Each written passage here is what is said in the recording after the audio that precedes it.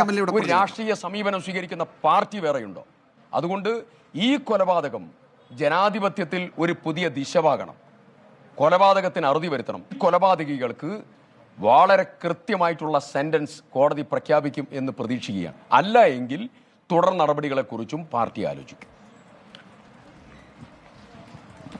മറ്റു പ്രതികൾക്കെതിരെ കൊലക്കുറ്റമില്ല എന്നാണ് പ്രാഥമികമായി മനസ്സിലാക്കാൻ കഴിയുന്നത്. പ്രത്യേകിച്ച് KV കുഞ്ഞിരാമൻ ഉൾപ്പെടെയുള്ള പ്രതികൾ 21 പ്രതികൾക്കെതിരെ ഇന്ത്യൻ ശിക്ഷാ നിയമത്തിലെ 225 എന്ന വകുപ്പ് പ്രകാരമാണ് കേസെടുത്തിരിക്കുന്നത്. ആ വകുപ്പ് ഇതിൽ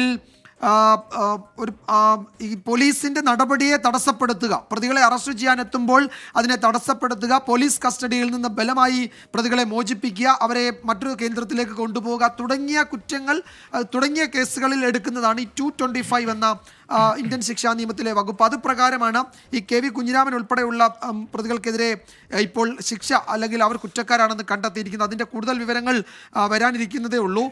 225 ഇന്ത്യൻ ശിക്ഷാ നിയമത്തിൽ 225 എന്ന വകുപ്പാണ് KV കുഞ്ഞിരാമൻ എതിരെ തെളിഞ്ഞിരിക്കുന്നത്. അദ്ദേഹം കുറ്റക്കാരനാണെന്ന് കണ്ടെത്തിയിരിക്കുന്നത് ആ വകുപ്പ് പ്രകാരമാണ്. ഈ പ്രതികളെ കസ്റ്റഡിയിൽ എടുക്കുന്നതിനെ തടയുക, ആ സമയത്ത് പ്രതികളെ കസ്റ്റഡിയിൽ നിന്ന് മോചിപ്പിക്കാൻ ശ്രമിക്കുക തുടങ്ങിയവയാണ് 20 മുതൽ 22 പ്രതികൾക്കെതിരെ തെളിഞ്ഞിരിക്കുന്നത്. 225 ഇന്ത്യൻ ശിക്ഷാ നിയമത്തിലെ 225 വകുപ്പ് പ്രകാരമുള്ള കുറ്റമാണ്. അതായത് കസ്റ്റഡിയിലെടുക്കുന്ന സമയത്ത് പ്രതികളെ രക്ഷിക്കാൻ ശ്രമിക്കുക, പോലീസിനെ തടസ്സപ്പെടുത്തുക, കസ്റ്റഡിയിലുള്ള പ്രതികളെ ബലമായി ഇറക്കിക്കൊണ്ടുപോവുക തുടങ്ങിയവ. ബാക്കി 1 മുതൽ 8 വരെയുള്ള പ്രതികൾക്കെതിരെ കൊലക്കുറ്റം, ഗൂഢാലോചന കുറ്റങ്ങൾ തെളിഞ്ഞിട്ടുണ്ട്. ഈ പ്രതികൾ നടത്തിയ ഗൂഢാലോചന കൊലപാതകത്തിന് കാരണമായി എന്ന് കോടതി വിധിച്ചിരിക്കുന്നു.